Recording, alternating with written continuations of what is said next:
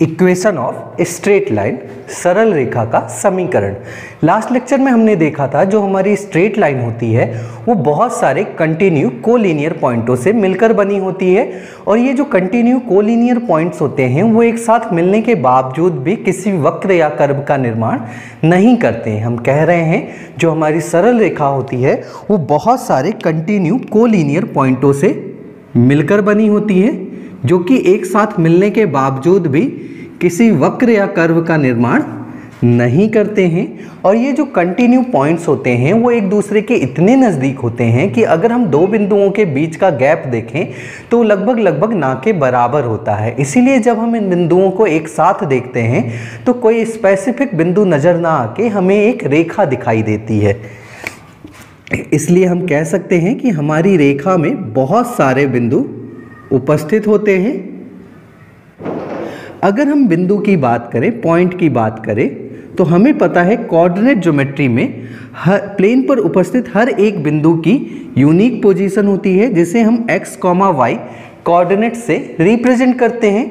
It means हम कह सकते हैं रेखा में उपस्थित हर एक बिंदु की अपनी एक यूनिक पोजीशन होगी, जिसके कारण उन सभी बिंदुओं के जो कोऑर्डिनेट्स होंगे वो अलग अलग होंगे। इन सभी बिंदुओं के कोऑर्डिनेट्स अलग अलग होने के बावजूद ये एक साथ मिलकर एक रेखा का निर्माण करते हैं। इट मीन्स इनमें कोई ना कोई तो संबंध होगा, और इसी संबंध को हम रेखा का समीकरण कहते हैं। तो हम कह सकते हैं रेखा में उपस्थित सभी बिंदुओं के कोऑर्डिनेट के बीच में जो संबंध होता है वही रेखा का समीकरण कहलाता है। अगर हम इसे डेफिनेशन के तौर पे लिखें तो हम कह सकते हैं the equation of a line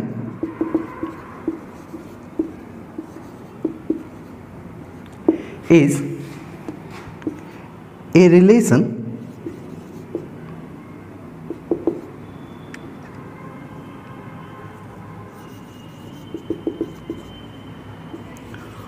of a x, y variable, या आप इसी को कोऑर्डिनेट्स भी कह सकते हो,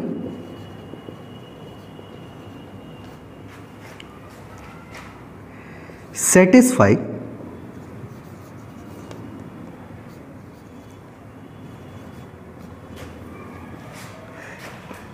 the all points on a straight line। x और y के बीच का एक ऐसा संबंध जो रेखा के हर एक बिंदु को सेटिस्फाई करे वही रेखा का समीकरण कहलाता है। या अगर हम आसान शब्दों में कहें तो हम कह सकते हैं कि रेखा में उपस्थित हर एक बिंदु के जो कोऑर्डिनेट्स होते हैं उनके बीच का जो संबंध होता है वही रेखा का समीकरण कहलाता है। जैसे हमारे पास एक इक्वेशन है x + y = 5। अगर इस इक्वेशन की बात करें तो इस इक्वेशन में आप देख पा रहे होंगे कि x और y के बीच में एक रिलेशन दिया गया है जो कि सम का है। अगर इस इक्वेशन की मदद से आपसे x और y की एक स्पेसिफिक फिक्स वैल्यू को पूछा जाए तो वो हम कैलकुलेट नहीं कर सकते हैं, क्योंकि x और y दो वेरिएबल हैं और दो वेरिएबल की एक स्पेसिफिक फिक्स वैल्यू को कैलकुलेट करने के लिए हमें कम से कम दो इक्वेशन की जरूरत पड़ती है। इट मीन्स हम कह सकते हैं इस इक्वेशन की मदद से हम x और y की एक स्पेसिफिक फिक्स वैल्यू को हम कैलकुलेट नहीं कर सकते हैं, बट हम इस इक्वेशन की मदद से x और y की पॉसिबल वैल्यूज को जरूर कैलकुलेट कर सकते हैं, क्योंकि x और y के बीच में एक रिलेशन दिया गया है। दोनों ही वैल्यू का जो सम है वो इक्वल है 5 के। इट मीन्स x और y की ऐसी बहुत सारी पॉसिबल वैल्यू होंगी जिनके पेयर का योग कितने के बराबर होगा, 5 के। इट मीन्स हम कह सकते हैं कि इस इक्वेशन की मदद से हम x और y की बहुत सारी पॉसिबल वैल्यू को कैलकुलेट कर सकते हैं, क्योंकि यहाँ पे जो रिलेशन दिया गया है वो दिया गया है x + y = 5 के। इट मीन्स अगर हम इन दोनों वेरिएबल में से एक वेरिएबल की वैल्यू को खुद से एज्यूम कर लें तो हमें दूसरे वेरिएबल की वैल्यू मिल जाएगी और वो इन दोनों का एक पॉसिबल पेयर हो सकता है। जैसे अगर हम x की वैल्यू को 0 एज्यूम कर लें तो उस केस में y जो होगा वो क्या होगा, 5 होगा, क्योंकि दोनों का ही सम इक्वल होना चाहिए 5 के। इट मीन्स हम कह सकते हैं इस इक्वेशन में कि x, y की 0,5 एक पॉसिबल वैल्यू हो सकती है। ठीक इसी प्रकार अगर हम x की वैल्यू को 1 एज्यूम करें तो उस केस में जो y होगा वो इक्वल होगा 4 के। तो हम कह सकते हैं इस इक्वेशन में x, y की 1, 4 भी एक पॉसिबल वैल्यू हो सकती है। तो इस तरीके से हम बहुत सारी इनकी पॉसिबल वैल्यू को कैलकुलेट कर सकते हैं। जैसे जब हम x को 2 एज्यूम करें तो उस केस में जो y होगा वो 3 होगा, है ना। अगर हम x को 2.5 एज्यूम करें तो y जो हमारा होगा वो भी क्या होगा, 2.5 होगा, क्योंकि दोनों का ही सम किसके इक्वल होना चाहिए, 5 के इक्वल होना चाहिए। ठीक इसी प्रकार जब हम x को 3 एज्यूम करेंगे तो उस केस में जो y होगा वो 2 होगा। अगर हम x को 4 एज्यूम करते हैं तो y हमारा जो होगा वो 1 होगा।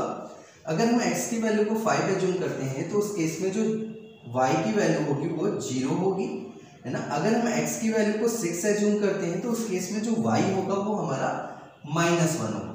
तभी इन दोनों का सम किसके इक्वल होगा, 5 के इक्वल होगा। अगर हम x की वैल्यू को 7 एज्यूम करते हैं तो उस केस में जो y होगा वो हमारा -2 होगा। तो इस तरीके से हम बहुत सारी x की वैल्यू को एज्यूम करके y की पॉसिबल वैल्यू को कैलकुलेट कर सकते हैं। और ये जो सभी पॉसिबल वैल्यू y होंगी वो x और y की पॉसिबल वैल्यू हो सकती हैं for this equation. It means हम कह सकते हैं हमारे पास x और y की हम बहुत सारी पॉसिबल वैल्यू को तो कैलकुलेट कर सकते हैं, बट एक स्पेसिफिक फिक्स वैल्यू को हम कैलकुलेट नहीं कर सकते हैं। तो इन सभी पॉसिबल वैल्यू को अगर हम ग्राफ में ट्रेस आउट करें तो हमें एक फिगर मिल रहा होगा। तो एक ग्राफ ड्रॉ कर लेते हैं जिसमें ये दो परपेंडिकुलर एक्सेस हैं। तो ये हमारा ओरिजिन है जो कि 0, 0 है। अगर हम इन एक्सेस को इक्वली पार्ट में डिवाइड कर दें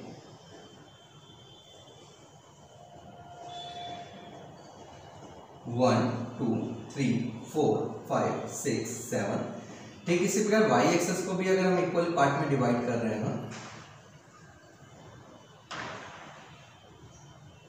1, 2, 3, 4, 5, वाई की हम कुछ वैल्यू निगेटिव भी लिए हैं तो निगेटिव साइड भी अगर हम इसको ट्रेस आउट कर दें तो ये हो गया हमारा -1 और ये हो गया हमारा -2। तो अगर हम इन सभी पॉइंटों को लोकेट कर पाए तो फर्स्ट पॉइंट जो है वो क्या है 0, 5। x की वैल्यू क्या है 0 है और y की वैल्यू क्या है 5 है। इट मींस ये जो पॉइंट होगा वो हमारा क्या होगा 0, 5 होगा। अगर हम सेकेंड वैल्यू को ट्रेस आउट करें तो वो क्या है 1, 4 है। इट मींस x की तरफ से 1 और y की तरफ से 4। इट मींस ये जो पॉइंट होगा वो हमारा क्या होगा 1, 4 होगा। सेकेंड पॉइंट के अगर थर्ड पॉइंट को अगर हम ट्रेस आउट करें तो x की वैल्यू 2 है और y की वैल्यू कितनी है 3 है। इट मींस ये जो पॉइंट होगा वो क्या होगा हमारा 2, 3। फोर्थ पॉइंट की बात करें तो 2.5 और 2.5 है। इट मींस ये जो पॉइंट होगा वो हमारा क्या होगा 2.5 एंड 2.5। अगर हम फिफ्थ पॉइंट की बात करें तो वो क्या है हमारा 3, 2 है। इट मींस ये जो पॉइंट होगा वो हमारा होगा 3, 2 होगा। अगर हम सिक्स्थ पॉइंट की बात करें तो वो हमारा होगा 4, 1। इट मींस ये जो पॉइंट होगा वो हमारा क्या होगा 4, 1। अगर हम नेक्स्ट पॉइंट की बात करें तो वो क्या है हमारा 5, 0 है। सेकेंड लास्ट पॉइंट की बात करें तो वो 6, -1 है। इट मींस x से 6 और y से -1। इट मींस ये वाला जो पॉइंट होगा वो हमारा 6, -1 होगा और नेक्स्ट पॉइंट लास्ट पॉइंट होगा हमारा 7, -2, है ना। अगर हम इन सभी पॉइंटों को आपस में जोड़ दें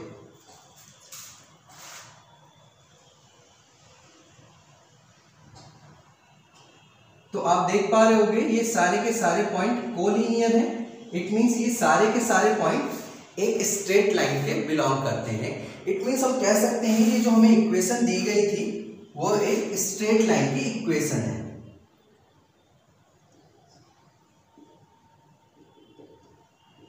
है ना। तो इस तरीके की बहुत सारी इक्वेशन जो होंगी वो स्ट्रेट लाइन की हो सकती हैं। तो अगर हम इन इक्वेशन को जनरल वाइज में लिखें, जनरल बेस में लिखें तो हम इस इक्वेशन को लिख सकते हैं जनरल बेस में ax + by + c = 0। यदि x plus y equal to 5, x minus y equal to 2, 2x plus 3y equal to 7, 3x minus 4y equal to 11, 3x plus 2y plus 9 equal to 0 and 4x plus 3y minus 11 equal to 0, 2x equal to 5y plus 9 and 3y equal to 4x plus 11 and x equal to 12 plus 5y। यदि आप इन सभी equation को ध्यान से देखोगे तो इन सभी equation में x और y के बीच में एक रिलेशन दिया गया है। इट मीन्स हम कह सकते हैं कि ये सारी की सारी इक्वेशन किसी ना किसी स्ट्रेट लाइन की इक्वेशंस हो सकती हैं, बस इन सभी इक्वेशन के लिखने का तरीका अलग अलग है। यदि इन इक्वेशन को हम एक स्टैंडर्ड फॉर्म में, एक जनरल फॉर्म में लिखने की कोशिश करें तो इन्हें हम ax plus B Y plus c equal to 0 के फॉर्म में लिख सकते हैं। यदि हम ax plus B Y plus c equal to 0 को किसी भी लाइन की इक्वेशन का स्टैंडर्ड फॉर्म माने, एक जनरल फॉर्म माने, तो हम कह सकते हैं किसी भी लाइन की जो जनरल फॉर्म होगी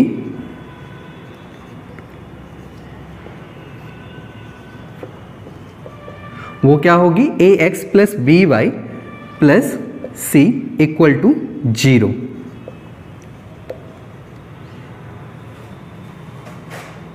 है ना, जहां पर a b c are a constant, a b c क्या है, एक नियतांक है ना। a जो है वो x का कॉफिशिएंट है, b जो है वो y का कॉफिशिएंट है और c जो है वो एक कांस्टेंट नंबर है। And x, y are a variable, है ना, और x और y जो है इस इक्वेशन में वो एक वेरिएबल है। तो अगर हम इन सभी इक्वेशन को स्टैंडर्ड फॉर्म में लिखने की कोशिश करें और कंपैरिजन करें ax plus B Y plus c equal to 0 के फॉर्म में, तो इसे हम लिख सकते हैं, इस इक्वेशन को हम लिख सकते हैं x प्लस वाई, 5 को इधर लाएंगे तो क्या हो जाएगा, -5 इक्वल टू 0। अगर हम इसे कंपैरिजन करें तो a जो होता है वो हमारे x का कॉफिशिएंट होता है, इट मीन्स 1 होगा। b जो होगा वो हमारे y का कॉफिशिएंट होता है, वो भी यहाँ पे 1 होगा। और c एक कांस्टेंट नंबर होगा जो कि यहाँ पे -5 के इक्वल है ना। अगर हम इस इक्वेशन को कंपैरिजन करें तो इस इक्वेशन को अगर हम स्टैंडर्ड फॉर्म में लिखें तो 2x plus 3y minus 7 equal to 0 के फॉर्म में हम लिखेंगे इसे। और यहाँ अगर हम कंपैरिजन करेंगे तो a क्या होगा, 2 के बराबर होगा, b जो होगा वो 3 के बराबर होगा और c जो होगा वो क्या होगा, -7 के इक्वल होगा, है ना। ठीक इसी प्रकार अगर हम इस लाइन की को स्टैंडर्ड फॉर्म में लिखें तो इस लाइन को तो डायरेक्टली स्टैंडर्ड फॉर्म में लिखा ही गया है, बस हमें कंपैरिजन करना है यहाँ पे। तो a जो होगा वो क्या होगा, 3 होगा, b जो होगा वो 2 के इक्वल होगा एंड c जो होगा वो 9 के इक्वल होगा। ठीक इस प्रकार अगर हम इस इक्वेशन को लिखें, इस पहले तो हमें स्टैंडर्ड फॉर्म में लिखना पड़ेगा, तो 2x इन सबको इधर ट्रांसफर करेंगे तो -5 बाई -9 इक्वल टू 0। तो इस केस में a जो होगा वो क्या होगा, x का कॉफिशिएंट क्या है, 2 है ना। b जो है वो क्या होगा, -5 एंड c जो होगा वो क्या होगा, -9। अगर हम लास्ट इक्वेशन को भी स्टैंडर्ड फॉर्म में कन्वर्ट करें तो x -5 बाई -12 इक्वल टू 0। इस केस में अगर हम यहाँ से देखें तो a क्या होगा, 1 होगा, b जो होगा वो -5 होगा एंड c इक्वल टू -12, है ना। तो इस प्रकार से हम इन सभी इक्वेशन को standard form ax plus B Y plus C के फॉर्म में कन्वर्ट कर सकते हैं। यदि इन सभी इक्वेशन से हम x और y की भी वैल्यू को कैलकुलेट करें तो सेम उसी तरीके से हम कैलकुलेट कर सकते हैं। एक वेरिएबल को हम फिक्स आउट करें और सेकंड वेरिएबल की वैल्यू को कैलकुलेट करें और जितने भी पॉसिबल वैल्यू आए उन सभी को हम ग्राफ में ट्रेस आउट करें और उनकी स्ट्रेट लाइन को ड्रॉ करें। बट कुछ इक्वेशन की हमें स्ट्रेट लाइन पहले से पता होनी चाहिए, जैसे कि अगर हम इन्हें रफ कर दें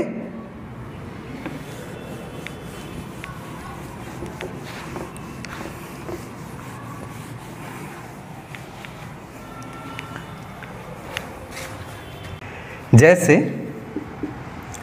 x plus y equal to 0 and x minus y equal to 0 is a equation of equally inclined line with both axes, is a equation of equally inclined line